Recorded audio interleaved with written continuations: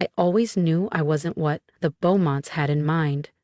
Growing up as the youngest daughter in San Francisco's Beaumont legacy meant pearls, prep schools, and private clubs.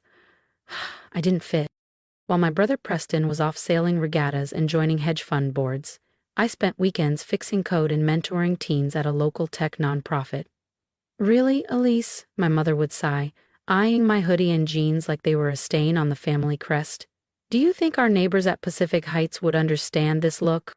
She said it the day before the annual Beaumont Foundation holiday portrait. I stood in the sunroom of our restored Victorian, wearing a navy pullover I'd earned after launching a community app that connected underprivileged students with STEM tutors. "You think I look fine," I said, brushing cat fur off my sleeve. My brother Preston swept in wearing tailored Tom Ford and smug confidence. "Mother, no, she cannot wear that in the photo. The Callaways and the Vandervelts will see this card," Mom said, already rubbing her temples. "Elise, please, just wear the Dior dress I had delivered." "That dress could fund 3 laptops for our robotics team," I replied. "It's absurd." Preston scoffed. "No one cares about your little garage charity. Real value is earned in boardrooms." I turned to my father, but he was glued to his Bloomberg terminal, monitoring his venture capital returns. A daughter who chose public good over prestige, not his favorite portfolio item. "The photographer will be here in 15, Mom snapped. "Change clothes? Or don't be in the picture." My chest tightened. I looked around at their curated perfection, their desperate grip on image. "Fine," I said, stepping away. "Take your picture, just don't forget where you're standing." "What does that mean?" Preston sneered. Smiled. "This house? I bought it last month. I own the whole block." The silence was exquisite.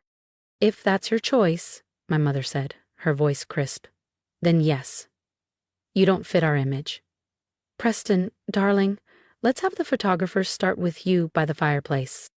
And just like that, I was erased. Not just from the holiday card, but from every family photo after that. Birthdays, galas, fundraisers, even at my high school graduation. I'd graduated valedictorian with a full ride to MIT for biomedical engineering. I stood at the podium speaking about the power of inclusive innovation, about building things that helped people, not just profit margins. From the stage, I saw them. Mom was scrolling through Instagram. Dad kept glancing at his Rolex. Only Preston looked up, just a smirk when I mispronounced neuroplasticity. Later, when everyone gathered for pictures, Mom took me aside. "We'll do 2 sets," she said briskly. "First, the standard family shots, then a few with you. For the memory book, of course." "The memory book?" I repeated. "Well, yes," she said, already turning away. "The main photos are for the Chronicle, the club's newsletter, the alumni bulletins. I'm sure you understand." I looked at Preston, resplendent in custom Burberry, at my mother's pristine cream ensemble, at my father's smile, so wide now that his son stood beside him. Then I shook my head. "No," I said quietly, "I don't understand.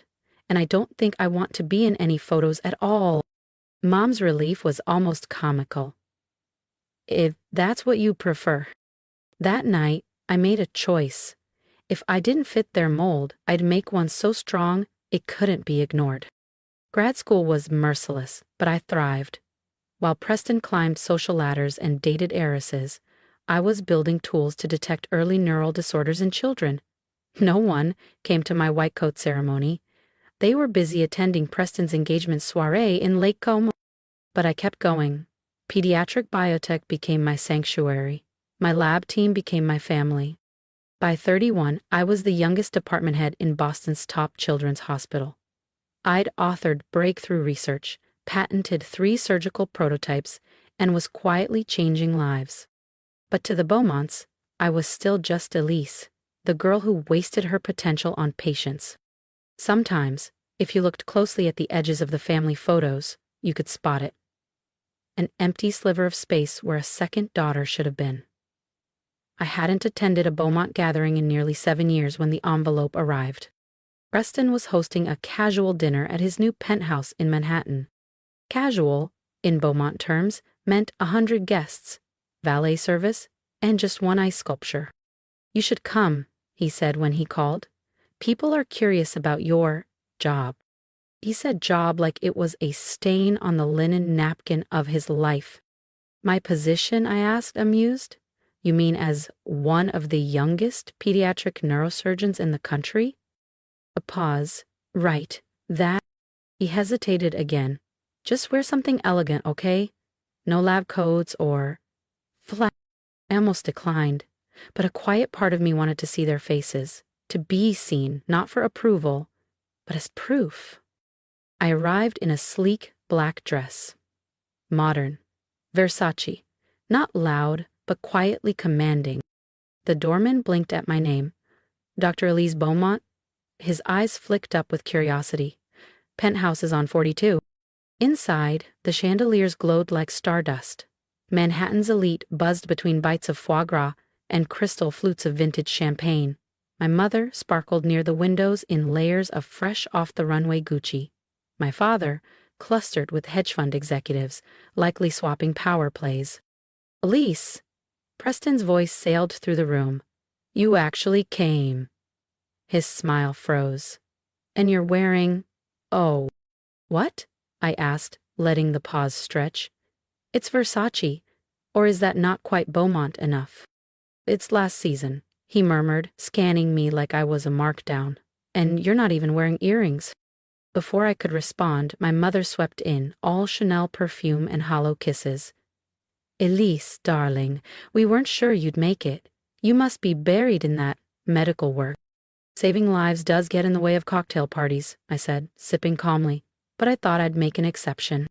As expected, I became an accessory to avoid. Mom steered donors toward Preston's startup fund. Dad boasted about his son-in-law's hedge fund bonus. The real family centerpiece was still Preston. Then came the call. "Everyone, gather for a photo," my mother sang out, lifting her champagne.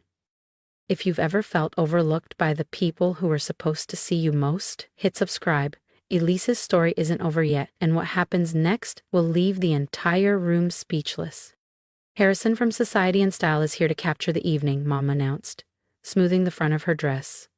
I watched as they assembled like clockwork. Flawless smiles, curated angles, a tableau of elite perfection.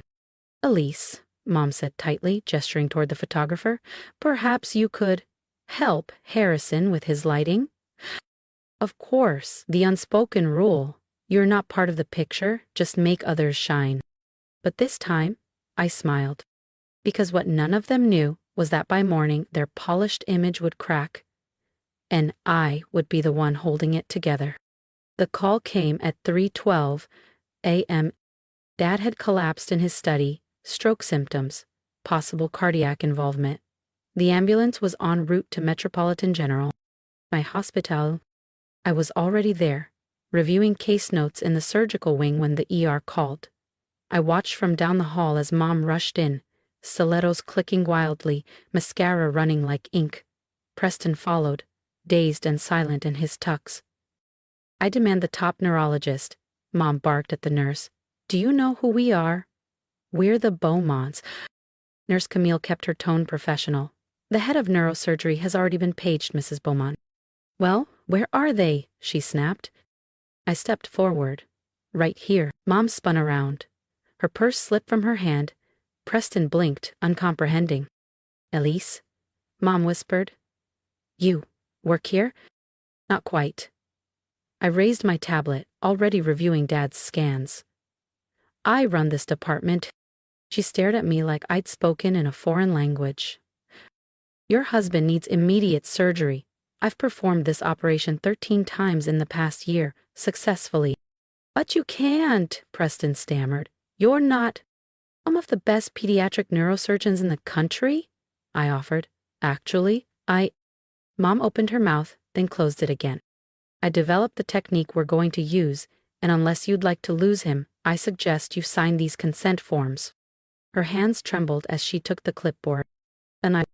"We'll talk later," I said, professional and calm. "Right now he needs me." As I turned to leave, Preston reached out and grabbed my arm. "Wait," he said, voice unsteady. "How do we know you'll actually help?"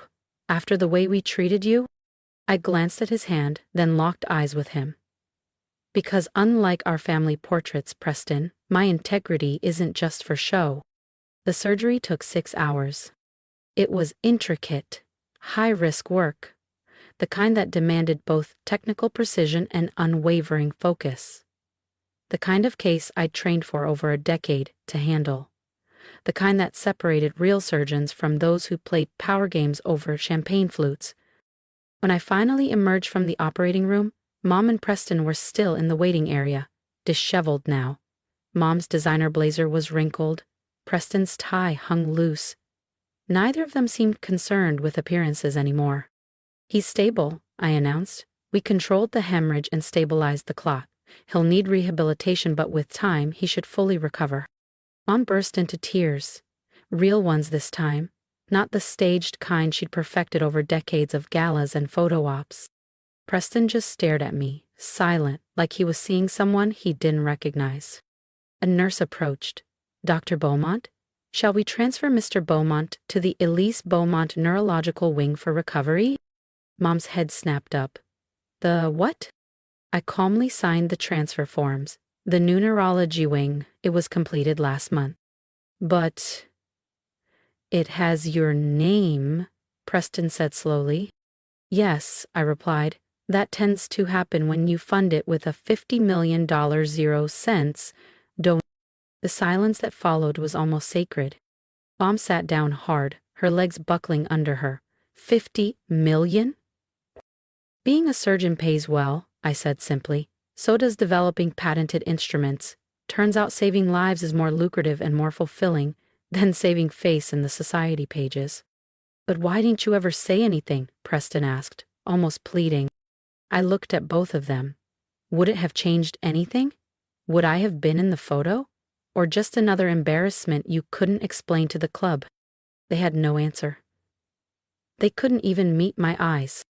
Mr. Beaumont's being moved now, the nurse said gently. Dr. Bowmont, would you like to oversee the transfer? Yes, thank you. Turn to them. You can visit him in about an hour. Top floor. You won't miss it. My name's on the wall. As I walked away, I heard Preston whisper behind me, Mom? What have we done? The days that followed were a whirlwind of surgery follow-ups and reluctant family conversations. Dad regained consciousness gradually. His recovery was overseen by the top neurology team in the state, my team. When he was lucid enough to speak, I was by his side, checking his vitals in the private suite we'd designed for recovery. He blinked up at the high ceilings, the serene artwork, and the breathtaking skyline view from the top floor. Where am I? He rasped. The Elise Bowmont Neurological Wing, Mom answered quietly, seated beside his bed. Gone were the pearls and designer silk. She wore an old cardigan and practical flats. Hospital wear, not high society armor. Dad turned his head slowly toward me, eyes searching. Your wing? I nodded, adjusting his IV line. Yes. Funded by your disappointing daughter, the one who chose purpose over prestige. He reached for my hand, his grip faint but steady. I was wrong, he said. We all were. I know, I said softly. But you're here now. Over the next several weeks, as he healed, I watched our family's perfect image dissolve, and something more honest take its place. Mom stopped asking about appearances and started asking about treatment options. Preston canceled a slate of real estate cocktail parties to help with Dad's mobility sessions. He even cracked a joke one afternoon about applying for an internship under my chief resident. One day, I found Mom standing quietly in the hallway outside Dad's room, staring at the donor plaque bearing my name and credentials. All these years, she whispered, we chased what looked impressive and missed what truly is. You didn't see me, I said gently. I'm so sorry, Elise. She turned to me, eyes full. We were wrong. Not about everything, I replied. You were right. I didn't fit your image. I smiled. I surpassed it. A week later, the society pages ran a surprising feature. The Bowmont family celebrates a legacy of healing. No gala shots, no champagne flutes. Just a photo of Dad, steady on his feet, standing beside the sign bearing my name. Another of Mom and Preston sorting donation boxes for pediatric rehab. And in the center, a shot of all of us together. Me in my white coat. My family beside me. This time, I wasn't edited out. I wasn't a shadow at the edge. I was front and center, seen, finally, for who I'd always been. Dad never returned to Wall Street. He now serves on the hospital board, advocating for underserved communities. Mom spends her afternoons reading to kids in recovery. As for me, I still do what I've always done, save lives, only now I don't do it alone. And Preston? He went back to school. He's studying to become a physical therapist. Turns out, watching someone fight to walk again can teach you more about strength than any boardroom ever could. The Bowmont name still carries weight in Boston, but for reasons that finally matter. Not for the galas we hosted or the couture we wore, but for the lives we saved, the research we fund, and the stories we helped rewrite. The society photographers still stop by. But now, they focus their lenses on moments that matter, on families reunited, on patients ringing the recovery bell, on our teams celebrating another life saved. Last Christmas, when it came time for the annual Bowmont family photo, Mom handed me a neatly wrapped box. Inside was a familiar piece of fabric, my old navy blue sweater, the one I wore all those years ago, the one they said didn't belong in the family portrait. "Wear this," she said gently, her voice thick. "It's who you are, and who you are is more than we ever dreamed." So, I did. That photo now hangs in the hospital lobby, just beneath the golden letters of the Elise Bowmont Neurological Wing. No airbrushing, no gowns or tuxedos, just us. Family. Finally real, finally together. Sometimes, in the middle of a long surgery or during a quiet moment in a hallway, I catch my reflection in the glass. Scrubs. A tired face. My old sweater under my white coat. And I smile. Because sometimes being cut from the picture just means you were meant to create your own canvas. Mine is wide and bright and filled with light. It's painted in the colors of resilience, sacrifice, healing, and legacy. Not for applause, not for image, but because it's who I am. The best kind of revenge was never about proving them wrong. It was about becoming someone they'd never be able to overlook again. And the truth is, sometimes the family image doesn't need to be preserved. Sometimes it needs to evolve, to rise to meet the one they tried to leave out. And now the pictures they keep are the ones that tell the truth. The ones that show a family standing not in a ballroom, but in a hospital wing, named after the daughter they once tried to forget. And that's a picture worth keeping. If you've ever felt like the outsider in your own family, or like your worth was measured by appearances instead of impact, then this story is for you. I'd love to hear from you in the comments. Tell me, what have you built in silence that others once doubted? What legacy are you shaping, even if no one's clapping yet? And if my journey spoke to you, please subscribe, not just for me, but for every person still fighting to be seen. Remember, your value isn't determined by who includes you in their picture. Sometimes, you're meant to paint your own.